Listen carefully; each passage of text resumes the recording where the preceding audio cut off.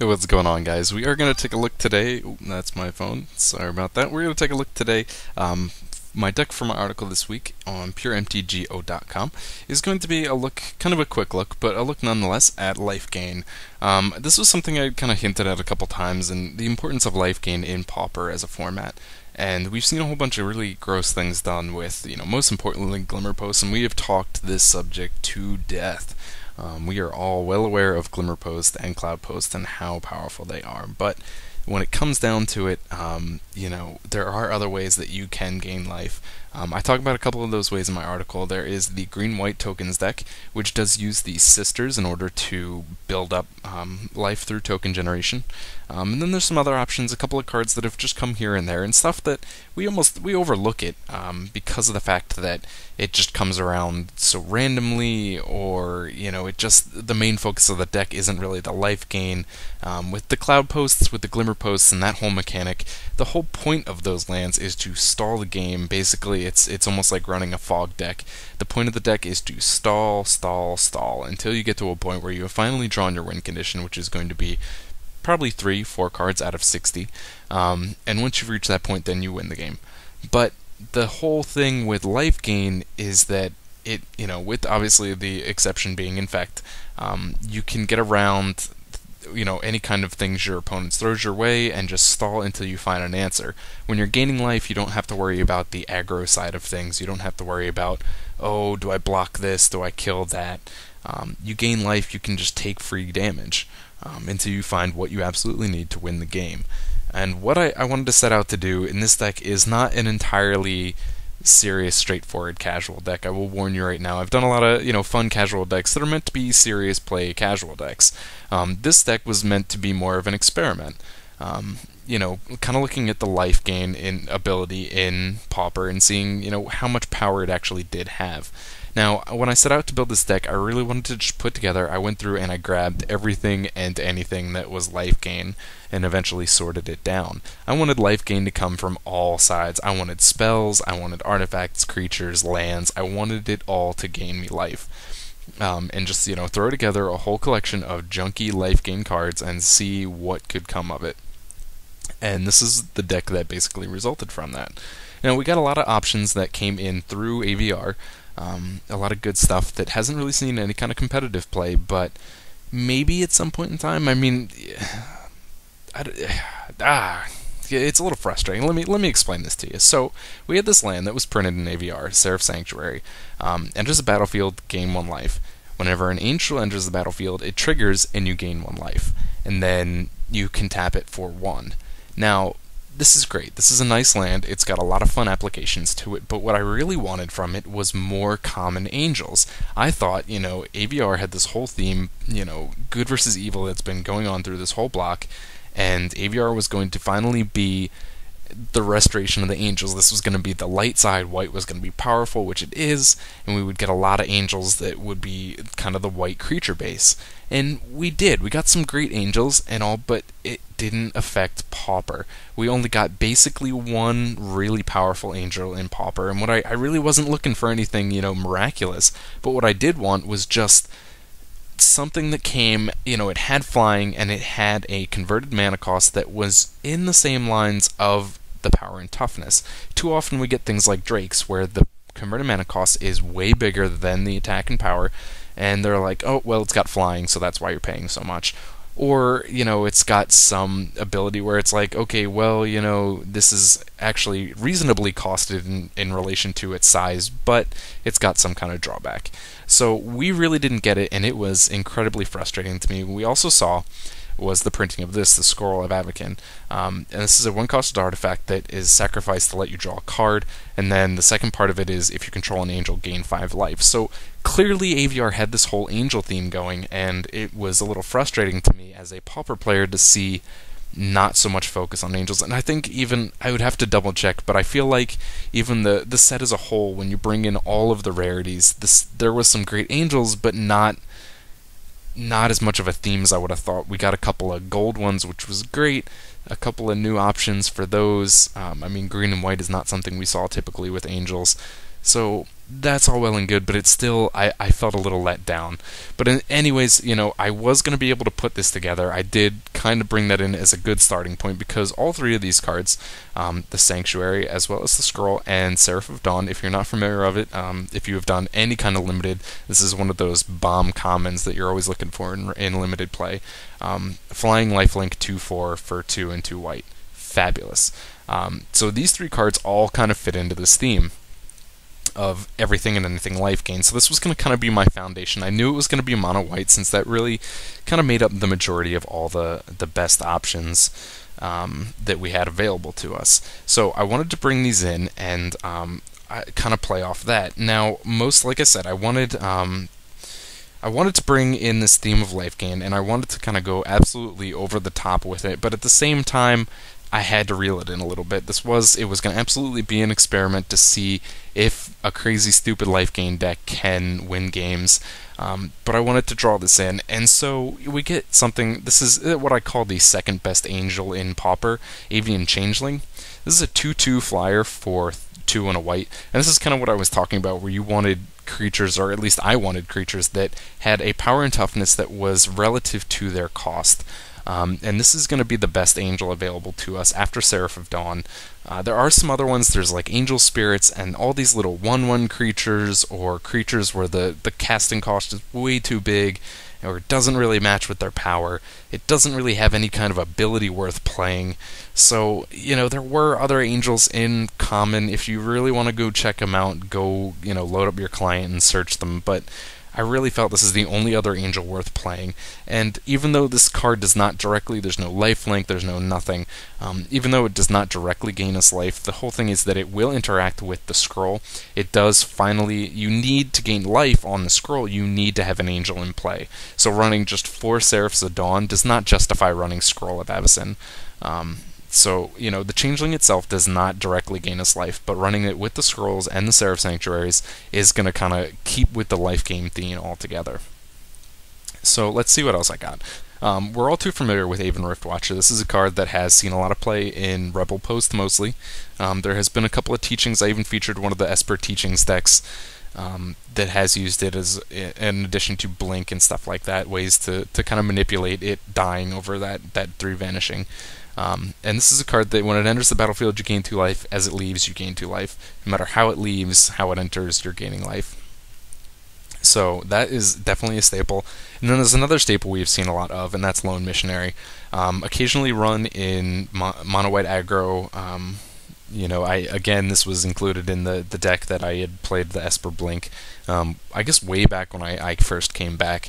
But this is another good one. It's got a great, it's a 2/1, and so the 1 toughness kind of sucks. It kind of holds you back a little bit, but it's only coming into play for 2, and you're gaining 4 life off it when it does, and you really can't argue with that. That's fantastic. When it comes to life gain, you can't do much better than that. The last creature that I brought in here is Martyr of Sands, and we've seen a lot of the red Martyr, but the white Martyr is another really powerful choice. Pay 1, reveal X white cards from your hand, and when you sacrifice the Martyr, you gain 3 times X life. Sounds a little complicated at first, but you pay the 1, you reveal, say, 2 white cards from your hand, then you're going to gain 6 life. You gain 3 times the number of white cards you reveal. That's how much life you gain. So in order to activate this, sometimes you really have to be careful. You have to make sure that you have 1 mana available to you when you play this card.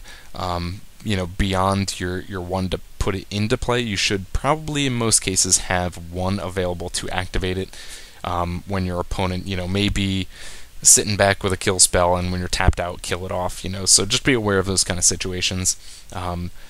You can gain a lot of life off this having white cards, but there are still times where you don't want to, if you're playing most aggro strategies, what you want to do is drop every creature every time you have a creature. You're dumping your hand constantly, but with this deck, with the Martyrs, sometimes you want to hold back a little bit so that you do have options available to you as far as revealing cards and gaining that life. And that's just something that comes with experience, with practice. And really is entirely situational. So we have those. In addition to the Scroll Avacyn, and I really like this. I am a big sucker for card advantage. Anyone who follows me is aware of this. So the life gain is great off that, but I really wanted the ability to draw cards as well. So I went with other options that would give me card draw. Now it's really hard to find things like this when you're faced with a non-blue deck. But the Scroll Avacyn is something that you can use just to draw a card. Most of the time you want to activate it when you have that creature into play, but it doesn't always happen. There is always, some chance that you will not have it. So, having that available to draw a card if you're in a really tough situation is something that you can do. It's a thing, The next thing I bring in is going to be 4 copies of the Secluded Steep. Oh man, tripping over words here. This is the cycling land. We're all too familiar with these, and I'm running a full set of these. We're not going to be... I mean, you look at this deck list, and we're running 8 lands that come into play tapped, and that may kind of slow some people up. They may hesitate a little when they see that, but it really comes down to, you're looking at a really kind of small mana cost. Everything here at the highest is 3. You have the outlier being the Seraph of Dawn at 4, and even that is, that's the only double white spell. It's not going to hose you up as much as you think. You want to, most times, hold on to it to cycle. If you have to put one into play, you have to put it into play, but most of the time you really want to be using those to draw cards. The other thing that I brought in to draw more cards is Renewed Faith, and this is another card that is fantastic. I feel like it's seen play, but I really couldn't tell you where. I know I've seen it in other formats, but I feel like it's seen play somewhere in Pauper, and if you want to leave a comment, let me know. That would be great. But anyways, so it's got cycling 1 in white, and as it stands, you cast it for 3, you gain 6 life, but if you choose to cycle it, you have the choice to gain 2 life. I don't know why it says you may gain 2 life. I can rarely think of a situation where you would not want to gain 2 life, but the more important thing is that it's there to draw cards. It's not there to play as a life gain. If you have to cast that as a life gain, straight up cast that for 6 life, then you're in a really bad situation, and you better hope that you have the answer in hand the next turn or something like that, because things are not going well. 9 times out of 10 you want to be able to cycle this card, and hopefully draw into something else. So what else did we bring in here? We brought in a full copy of the Crossroads, getting back to our lands. The only other thing you could do as far as gaining life off of lands is going to be to bring in your Glimmer Posts. Now, if you want to go so crazy, and bring in a full set of Glimmer Posts, feel free. Having them all in play, when you put that 4th one in, you're only going to go up 4 life. It's something, I guess. Yeah, I absolutely would not bring in Cloud Post if you wanted to do that. If you really wanted to go so, balls to the wall and play off this life gain strategy, then feel free to bring in Glimmer Posts, but don't bring in Cloud Posts. The extra mana generated off that is really wasted. You have no outlet to change the colors to really pay off the heavy extra. So it's just, don't even consider Cloud Posts. Glimmer Posts, if you really wanted to be, troll and friends or something like that, feel free, but that would be the only other real option as far as gaining life off your lands. Let's see, the last thing that I guess would be talk about that I brought in here is the Cloud Shifts. Now this is something, usually when you're on the Rift Watchers, you like to have an option, or at least I like to have the option to blink them. They only last for 3 turns, hereabouts, so once those vanishing counters are gone, the Rift Watcher will die, which is okay because you want it to die to gain the life, but at the same time, when that last counter comes off, if you can Cloud Shift it, that's fantastic. You gain 2 life every time it's Cloud Shifted, because it leaves the field and comes back, so you gain the 2 life and it stays in play for another 3 turns, so that's pretty awesome. It's also, very helpful when it comes to trying to dodge kill spells. One of your best cards is going to be the Seraph of Dawn, and it's not a big beater, but the 4 toughness brings in all kinds of trouble for your opponents. So being able to keep those into play is really, really awesome. Cloud Shift, avoiding kill spells, even on something, if you have to, on the Missionary and the Changelings, it works really great on the Changelings or the Seraphs if you have the Sanctuaries in stay. Oh God, if you have the Sanctuaries in play, sorry, I don't know what's going on here, tongue is tied, but, blinking that will trigger the Sanctuaries yet again. Those trigger off anytime an angel comes into play, so if you blink those angels, then you are going to gain that extra life. So there's a lot of fun stuff you can do with the cloud shifts. I kind of said this is just, it mostly legitimizes this deck, makes it a little less experimental, a little less joke-like. It's nice to try and experiment with the life gain and see where it gets us, but at the same time, you want to kind of bring a seriousness to the deck, because if it doesn't win games at all, if it has no kind of strategy, then there's no point. Then you're just wasting your time and your opponent's time. That's why we brought in this full set here of Oblivion Rings and 2 Journey to Nowheres. Now, you could feel free to split this up. I had 6 spots available, and I wanted to bring in some kind of removal, but I really want. I went heavier on the Oblivion Rings. You can do a 3-3 split. You could do 4-2 the other direction if you wanted, but I went heavier on the Oblivion Rings because I like having the option to remove something other than a creature. Journey to Nowhere is nice, but if you look at it, it's only creature removal. So that's well and good. Maybe you find yourself playing with friends and stuff like that who are usually running creature-heavy decks, and then, putting in more Journey to Nowhere is fine. But Oblivion Ring gives me option to remove other stuff like artifacts, Bone Splitters, anything like that, any kind of, enchantments that may be causing you trouble. It gives me more options to remove those.